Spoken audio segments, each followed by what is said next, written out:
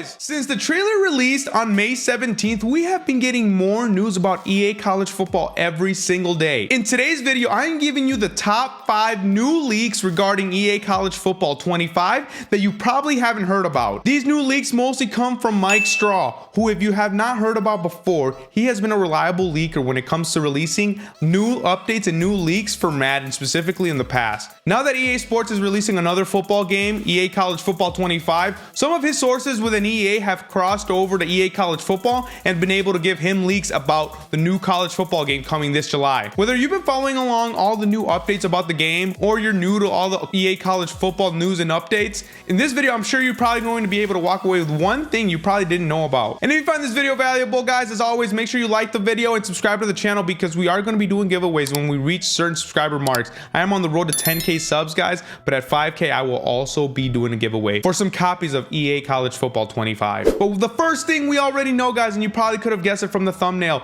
is that there will be no ESPN confirmed in the game, guys. Yes, they got the image and likeness from some of the guys and cast from ESPN, like Reese Davis, Kirk Herbstreit, Chris Fowler, David Pollack, Jesse Palmer. All these guys have been confirmed to be in the game, but ESPN themselves will not be in the game. And this is a sad day for us college football fans that were kind of expecting College Gameday to be in the game. I know in an earlier video I had made the mistake of assuming that College Gameday was going to be in the game because these announcers and these commentating crews were going to be in the game. I just had assumed that they were also going to be in the game in some way, shape, or form with a College Gameday type setting before a game as part of a presentation or something. So that has been confirmed that is not going to be in the game. But one thing that we are not losing that I know was huge for me in the past in terms of gaming experience is that we're not going to be losing that ESPN ticker on the bottom. Yeah, it's obviously not going to be an ESPN labeled ticker, but there is going to be some sort of ticker tracking every single game that's going to be going on in a week-to-week basis, especially for your dynasty modes or your rebuilds. Especially if you're doing like an online dynasty, it's very important to keep up with how other teams are doing, especially if there's like a 2 or 3 day window between weeks. Number 2,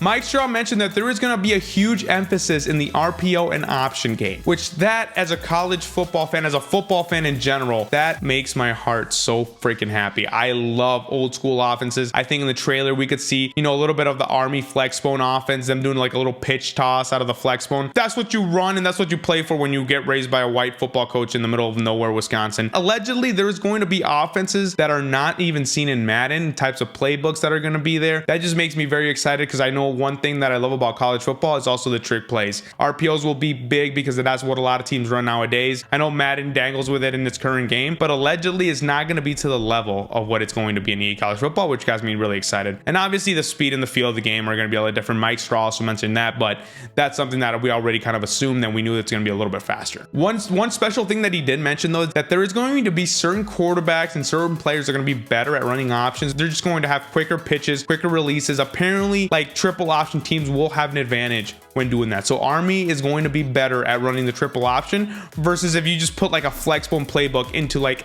Ohio State. They're not of the offense. I mean, really the two things you're trying to accomplish is showcasing your command, but also the trust that your coaches have in you in executing this offense. Not going to be as efficient at running it. The quarterback's got to have some certain traits, I'm assuming, that are going to make him a better option quarterback. There's going to be certain traits, I'm sure, when you're recruiting for type of players that fit within your system. And it's mostly got to do because military academy teams have to follow certain weight restrictions for their offensive line. They have to meet certain metrics, so their lines can't be as big as they are for like Ohio State or other teams. So sometimes it's hard for them to compete. But teams do have to prepare extra hard because they don't see those kind of offenses every single day. And if they can make that field be a little bit more realistic in EA College Football, I think that would be huge and go a long way for people that loved old style offense like myself. So that's got me super excited. I can't wait to dive in, try to mess around with some triple option and see how that experience goes. But all signs are pointing to that's going to be a very good experience, especially if you're running an RPO system as well. So Chip Kelly's offense at Ohio State should be very, very high powered. I know RPO's kind of dominated Madden, and I can't see that regressing in EA College Football. I can only see that getting better. And number 3, boys, another thing that's going down the realistic train that's got me super excited about EA College Football is the fact that Mike Straw did mention that there is going to be a noticeable difference between 2-star recruits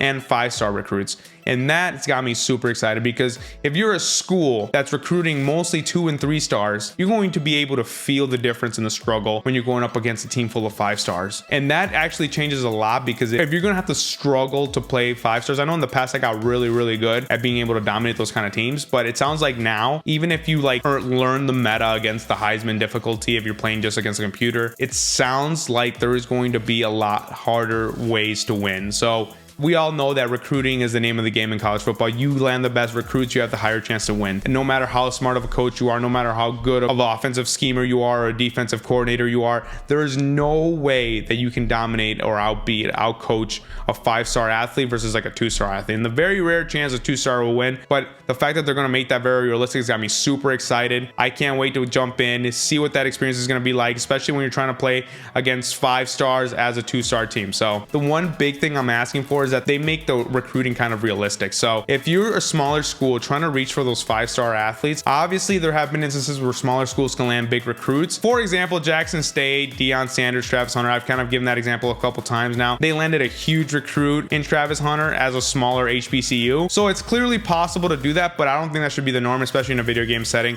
I think if you're a smaller school like a Bowling Green, Miami of Ohio, you can only recruit 2 to 3 star, maybe a 4-star every now and then. But I think if they can keep that in check, keep that ratio in check, and only let the Power 5 schools, or the Power 4 now, recruit those 4 or 5-star athletes, I think it would make it super realistic to today's college football, and the struggle would be legit, and it would be, like as people like to say, the struggle would be real. I mean, if you have a game where you guys are just cooking, and you know, with the new wear and tear system, you have to be able to taper like, okay, maybe we don't need all our best 5 stars playing, maybe we can let like a freshman play and we can still dominate. I think that's something that's super realistic, and things that coaches have to take in consideration on a week-to-week basis, considering their competition that they're playing that week. Number 4, boys, it's another one that's got people kind of upset, and something that's been confirmed. Crossplay for Dynasty is not going to be in EA College Football 25. I know for the most part this is kind of upsetting. I know a lot of people are looking forward to crossplay, being able to play with a lot of different people, but from what we know right now, crossplay is not going to be in Dynasty for EA College Football 25. However, they have said it is coming, just not in this rendition of the series. In Play Now, where you do like online head-to-head, there will be crossplay. In Ultimate Team, there will be crossplay. And then some of you want to take that experience online,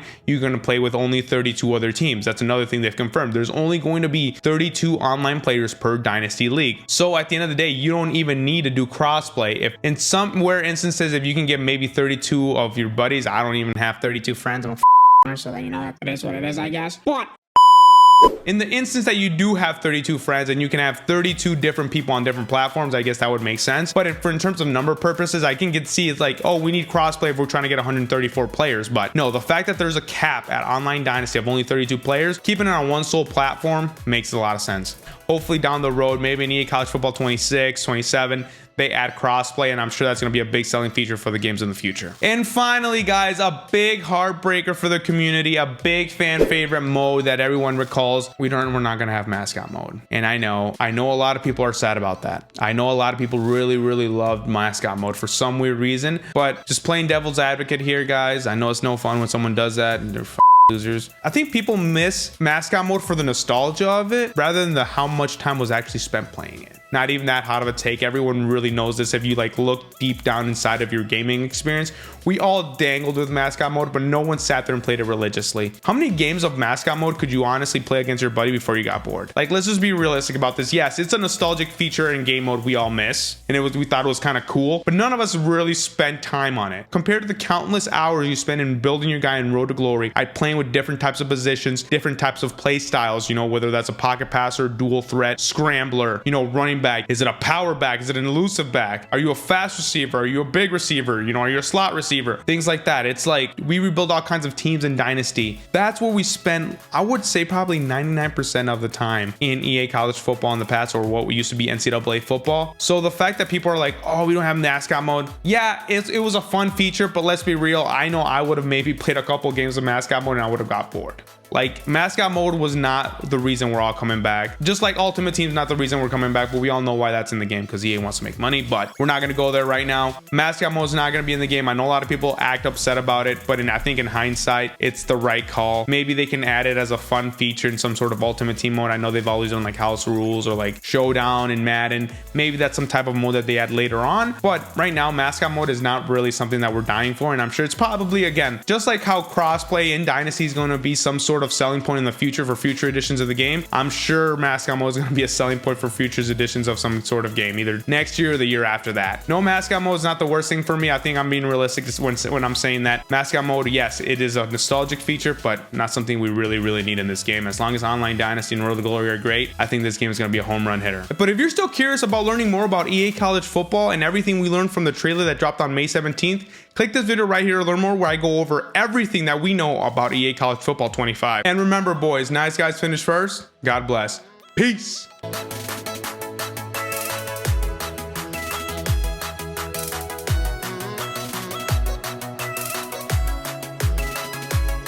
Hold on, it's not 2K. I'm just learning. No, dude, it's NCAA. It's EA College Football 25. Yeah.